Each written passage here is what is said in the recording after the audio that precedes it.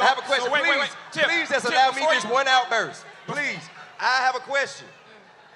When you say make America great again, which period are we talking about? I'm gonna tell y'all why Black America feels like he's racist. And I don't know why nobody's saying this.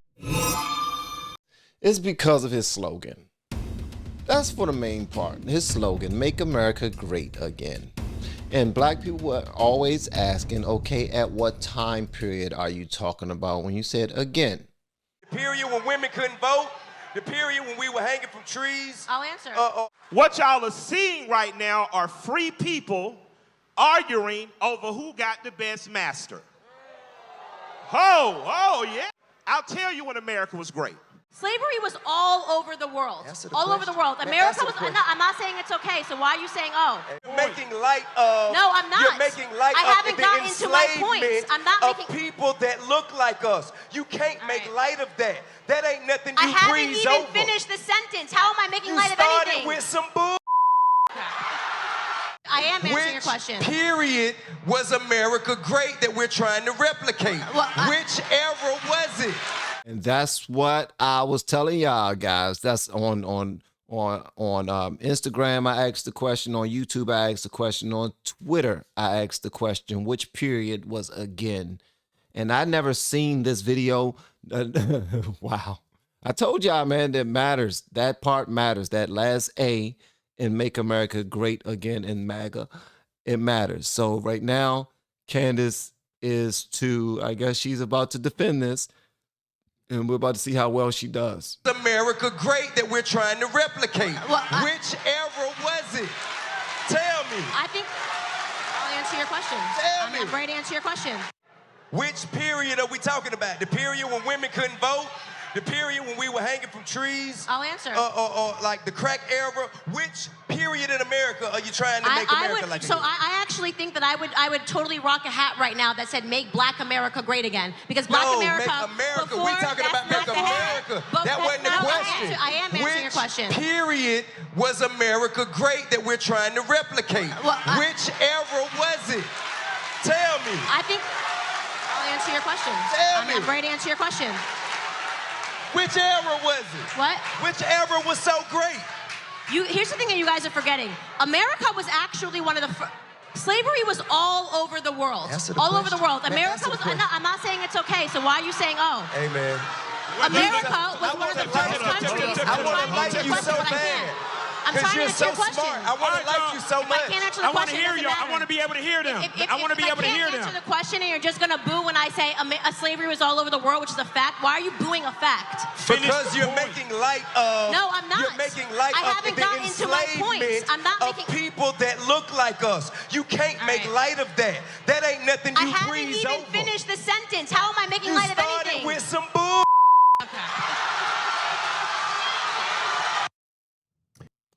Wowzers. Sheesh. My gracious. So that was an argument. That was not a conversation, though, guys. That was an argument. That was not a conversation. I would have loved to hear her complete answer. Sometimes, okay, if we think that we're going to fix things by simply having our question asked, our question answered exactly the way we want our question answered, then we're not trying to have a conversation at all. We're not trying to have any type of discourse that's healthy. We're not trying to be objective. We're asking and I hate this term, is a gotcha question. That's what we're asking. When we ask that question, do you know how much we can possibly learn from one another by simply asking a question and shutting up? Let me hear what you got to say. Because then when a young lady tries to speak after that, it's boo, that's boo, he got her, blah, blah, blah, blah, blah, blah, blah. Yes, bow, bow, bow, bow, bow, he got her. That's what I'm talking about. You win, she lose, she suck, whatever she about to say, we don't want to hear, shut up, shut up. What type of way is that to treat, for one, a black woman? Think about that. Think about that. Because I'm a huge fan of T.I.'s music. I'm a huge fan of T.I.'s music. But when I was after that whole situation that T.I. went through with him and his family, I asked something comically on Facebook. I said, so we not going to talk about T.I. and what's going on? Crickets. Don't nobody want to talk about anything that's going to, if you're tied in to the hood of black community and you do something wrong, we don't want to talk about it. We don't want to talk about T.I. We don't want to talk about anybody else that did something. But when this young lady has an opinion opposite of the majority of people in that room, yo, we're going to butcher her.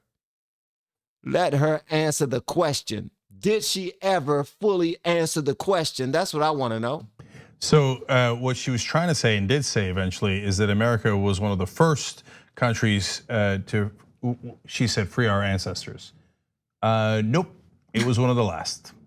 So it's just revisionist history. And then the question is, why? Why are you doing revisionist history?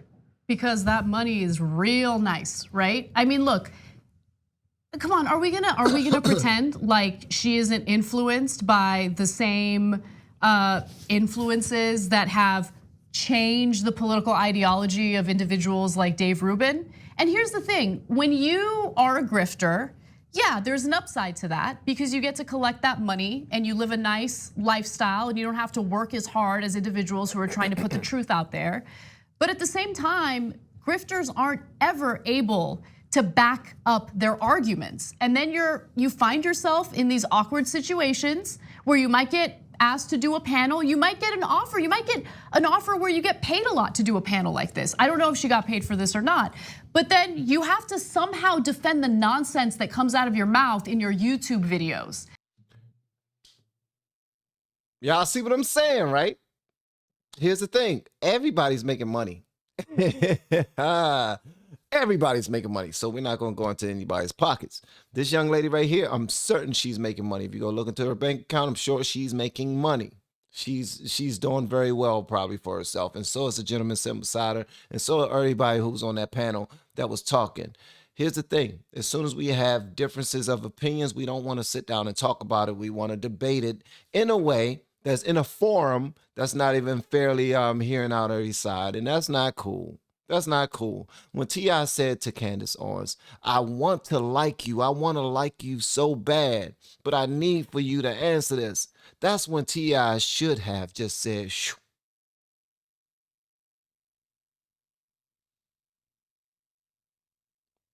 Ears open, mouth closed.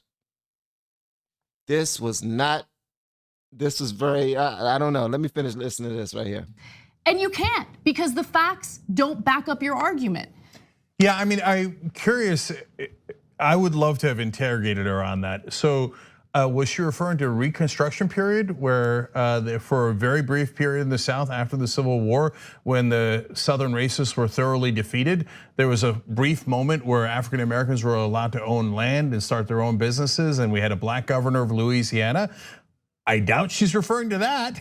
Okay, but you know what happened after that is Jim Crow. And for 100 years, then they robbed them of that land. They burned down their businesses. And as T.I. pointed out, hung them from trees and didn't allow them to participate in the political process. And so that stretched all the way into the 1960s. And in the 1960s, in the Civil Rights Movement, the burning of black churches, and we can go on and on. So, and that's why I told y'all, that's what's focused on the most. That again, that last letter in MAGA is what's focused on the most. I'm gonna share this question that I asked on Twitter. I said in my video, I asked in the MAGA acronym, what time frame was again for? 20 years, 80 years, 300 to 400 years. The time frame truly matters to black people. I received some great answers on YouTube though. All right, so some people said, I honestly don't know, never was a Trump supporter. It should be noted a lot of political rhetoric used a similar device. Take the country back was Democratic rhetoric in 2006, 2008. Okay. Let me see. I don't think it was a specific time period, but rather the idea of regaining greatness in economic areas that were lost. Energy independence, lower regulations for businesses to start up, high American manufacturing, That one was retweeted twice, so that must have been a good one right here. Here's one that got some good feedback. I think the term is not meant to imply there was a specific time when everything was great, but more that there was greatness that seemed lost, meaning innovation, resilience, leadership. The USA can count many great achievements along with its failures. And then somebody else said that too, more like make the American spirit great again is what they wanted to say it was. Innovation, self-resilience, rewarding excellence, and so forth and so on. And as you can see, I got a couple of answers right here. That if was spouted out, if was spoken of in that debate on the panel, so to speak, with T.I. and other people on the panel, along with Candace Owens, it would have been thrown out. They wouldn't have accepted that. Y'all already know that. Come on now. When people ask you questions thinking that they're gonna tie you up anyway, I would have loved to hear her answer. To her entire answer, not just shut her up, unless they was pressed for time. If y'all pressed for time, yeah, be quiet. I don't want to hear that. We only got 10 more minutes. We don't want to hear that. Rights movement, incredibly fair question that T.I. is asking. What America are we talking about? And that's the whole point of Make America Great Again, which is make it great for the people that were in charge, the white right-wingers. And that's how a lot of people took it.